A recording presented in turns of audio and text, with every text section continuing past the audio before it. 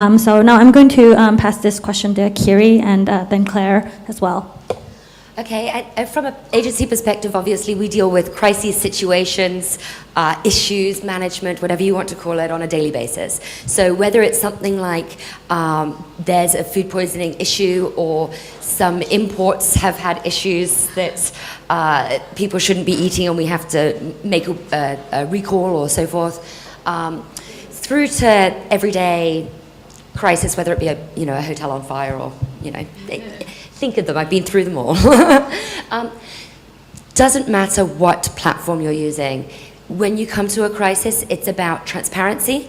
It's about notifying your stakeholders and your publics the honest truth of what's going on, making sure that you proactively go out there and speak to the people who are associated with this situation, rather than waiting for them to come for you. So if, for example, I did all the crisis communications for the Ongping 360 cableway. For those of you that remember the issues of that, it was a very exciting time in my life. But for example, when we know there's an issue, to call a press conference, bring the media forth and have them informed, fully informed, as quickly as possible. That's really important, because otherwise you're allowing speculation. Now, if you take that situation, which happened a few years ago and before social media is what it is today, imagine that you don't go out, what type of speculation is going to happen in social media in a very short period of time if you haven't gone out proactively to inform people of what the reality is. And I can't emphasize enough how important transparency is when you're dealing with a crisis situation. In this day and age, the truth is going to get out there, so you might as well be the one saying it. Say it from the beginning, apologize, and make corrective action. Show that you've done the right thing to rectify the situation. But any form of cover-up, well, you know what happens there, right? So, Okay, and Claire. There was a very interesting article that came out yesterday in Small Biz Trends. And it's a website that has lots of resources for small businesses. And they did some research, and they polled that only 43% of businesses or small businesses use social media for customer service. And there's a lot of golden opportunities that are being missed there. And very much the majority of companies, small businesses that are using social media, are using it to promote what they do, promote their products and services, and to promote their partners. But there's a huge loss there of the engagement opportunities that exist.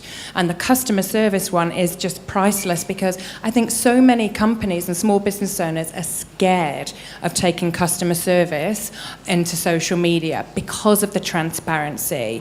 But in this day and age, with the technological advances that we've got, if someone wants to say something about your company, they'll say it. And it's far better to engage with them and be part of the conversation, and where possible, preempt, as we've had some great examples of what could turn into a PR and a social media disaster, and to be transparent. And people and your clients and potential clients will respect you, and you will get a lot more loyalty from people if you are upfront and you are seen to be dealing with issues. Sometimes people worry, if someone tweets me to say, I didn't hear back from you, I contacted your company, or I've had an issue with this particular product, then make sure you engage with them. Of course, apologize, do what you need to do to get to the root of that problem as quickly as possible before it grows any larger. It's the only way to do it. Okay, I'm gonna go a little out of order now and just change tack. We're gonna talk about the female aspect of being in business. So I just wanna I think there are three of us, who expressed interest in answering this question. I'll start with Fiona. Have you ever encountered any examples of sexism and female solidarity or lack thereof in doing business? Anything you have comfortable sharing with us? I think this question came about, we were just all catching up one day before we did the panel and talking about, female power, women warriors. I mean, is this really true or not? I think we're all pretty warrior-ish. Yeah. But it's interesting sometimes, and I have personally encountered, especially in my previous role in finance, where you are actually, as a woman, kind of on the surface, someone's very supportive and helpful and encouraging, and then actually it stops. And, especially in finance, where it's very much an old boys club kind of networking feel, it seemed to hit a wall as a woman. So I think, one of the great things about being here on this panel is that, yeah, absolutely have encountered some interesting areas of sexism and feminism, or not feminism, discrimination, especially in our line of work. Most of our demographics are 70% male. So when we're meeting with potential clients, potential members, there tend to be quite senior executives, male demographics. And my team, in terms of the business development team, are beautiful. They're stunning, they're articulate, they're well-dressed, and they're not hired purely on looks, let me tell you, but they just tend to get the lifestyle, they get the business, they understand what it means to sell luxury and to sell that lifestyle. And so it is sometimes challenging to then sit in front of a private equity or a hedge fund manager who goes, what kind of lifestyle can you offer me? And it's just, it can be a bit sleazy. So I think that's where, in terms of the content that we can take from social media, from knowing our business, knowing where to draw the lines, I think we all do have to stick together and kind of stay on that same page. But certainly as females and smart, empowered women, I'm sure you all have stories and we can kind of banter. But yes. Claire, did you have something you wanted to share? Well, yes. This is a funny point, and fortunate for myself, fortunately, I haven't really experienced very much sexism in my working life, apart from companies that I've worked for in the past, where a lot of women generally get paid less than their male counterparts. And in fact, I had a classic one where I explained to my company that I was moving to a different country to be with my husband. He got a great opportunity, and we've looked at all the options, and I said, there's no way that I can stay here. And I was asked, well, we don't want you to go. If we increase your package and we increase your salary, will you stay? And so I said, well, you've just proved that I knew that I was paid less than some of my male counterparts. So now I'm more determined to leave, and very quickly, thank you very much. Because that was just totally insulting. And that was something that really infuriated me at the time, but I'm way over that now. But one common question that we get asked at Heels and Deals is, because we are a community for female entrepreneurs, is what about the guys? And there's a bit of a role reversal going on here, a bit of a switch. And we're not anti-men. It's great to see some guys here in the room. We very much love to collaborate and work with them, and we do engage with the business community at large. However, there's a couple of facts, and when we talk about facts, of course we're generalizing between men and women when we start talking about gender. But women entrepreneurs in general earn less than male entrepreneurs. At the same time, women entrepreneurs in some countries, like in the US, are starting businesses at twice the rate of male entrepreneurs. There's a lot of women leaving the corporate world at the moment because it doesn't suit them. They're fed up with the toxic or the toxicity that almost goes on in the corporate world. So there's a lot of factors leading to this huge increase in female entrepreneurs, but they don't have the access that they need, the access to the networks, the access to the finance, and the access to the information, the inspiration, and the role models. So that's why Heels and Deals is focused on supporting and helping female entrepreneurs to succeed. But at the same time, we love hearing from male entrepreneurs. If a guest speaker comes along and they're male, brilliant. If they've got the expertise or the experience to share, we love it. So we're not anti-men. I was asked the same question yesterday on the radio. They're saying, why are you having this woman warriors panel anyways? Can it just be like warriors or just entrepreneurs in general? And then, it's very good to see, as Claire mentioned, a growing number of women entering the ranks of entrepreneurship.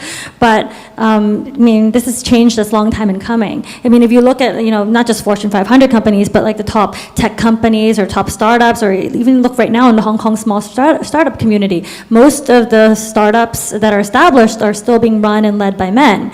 So we have a lot of catching up to do, and this is definitely, very relevant discussion.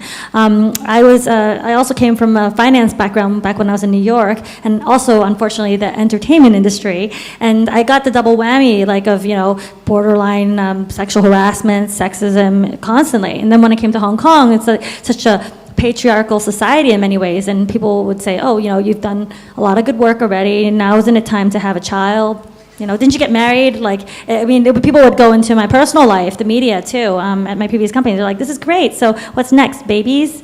And it's like, well, why not? Like, a lot of us are trying to have it all. I mean, it's such a cliche to have it all, right? But Claire and Shay, they're both mothers. And a lot of us, I mean, are you going to ask a guy, like, oh, so what's next? You're going to have a child and then, like, you're going to be a father, and that's the end of the story. It really shouldn't be. That's a big reason why we decided to have this panel today, to say, like, look, this is what we're doing as entrepreneurs and as leaders in our fields, and this is what we'll continue to do.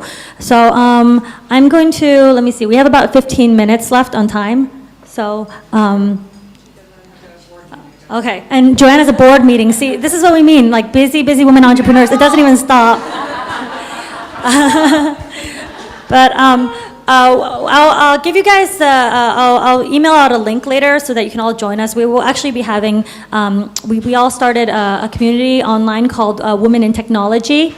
So it's called WIT, W-I-T. So, you know, most businesses these days involve some element of technology. So this is a way for us to all connect with each other, continue the dialogue that we've started here, and be able to give resources and references to each other, and really empower ourselves to really create these businesses. Like if you need a developer, someone needs a developer, someone needs access to a certain angel investor. This is a good way for us to all have our virtual club offline. Okay, so let me go back to this. Let's have a more lighthearted question now. What are each of your favorite websites? So Fiona, I'll start with you. Favorite websites, and how are they doing social media the right way? We were having a laugh about this earlier because I'm kind of a boring website person. I have my standard 5 in the morning over coffee and an email check. So it's always for me, you know, BBC, CNN, FT, Wall Street Journal. And then later in the day, as I'm looking for a bit of procrastination, then onto social media. But some of my favorite websites, Huffington Post. I love Net-a-Porter. I think they do such a good job in terms of fashion and the editorial side as well. We are big fans in the office of Sina. So there's a lot of different things that we share. Mashable.com as well. If you guys haven't been to that, it's amazing across everything that you can ever think of, and relevant, hip, cool. And of course, the Cool Hunter is one of my favorite websites as well. Okay. Yeah. Shay, do you have any? Outside of news websites, boring. As far as websites that we use, certainly for inspiration, there's quite a few mommy and daddy blogs that we follow in the U.S. And Australia. There is a number of sites here in Hong Kong that we just look at in terms of how well they've done in terms of engagement, such as Ocean Park, such as Disneyland. I mean, Little Steps, it's the same demographic. So they certainly have given us a lot of inspiration. Harbor City's another one. Outside of that, I love YouTube because, the videos are hilarious. There's nothing funnier than just a ridiculous baby doing something ridiculous. So we do a lot of YouTube surfing as well, just to see if there's some things that we need to be posting on our Facebook to really boost up engagement with the, parents need lots of laughs and lots of coffee, but lots of laughs. So it works really well for us. That's another thing to do. Actually, if you find, if you're, managing your own social media site, if you find other brands with some content that they've shared that's really cool or interesting, you should cross-pollinate and share. I mean, that engenders like discussions between the brands. Like if someone is someone's wearing a really cool pair of shoes, and you are you're a T-shirt brand. There's no reason why you can't bring more relevancy to your brand's dialogue with sharing. Sorry, Curie, you're going to share your sites. I'm a news whore as well, so my daily website intake is probably 90% media. I love the Guardian site. I love the New York Times site. I tend to check the Australian as well, just to see what's going on in the bigger world. I'd also like to mention that some of the best apps are actually these international newspapers. So, for example, the Guardian's app is awesome, as is the New York Times. So have a look at those, they're fun. BBC, CNN, obviously, and their apps too are very good. I also like to see what's going on in the Hong Kong community. So I really do like the new localize.com site. I think they're fantastic. What they're trying to do in building a community, and their social media output and so forth is really good fun. So shout out to them as well. And also I think that a lot of us like the sites like Time Out and HK and so forth, that are there telling us what's going on in our communities, what's there for us to go out and do and engage and so forth. So I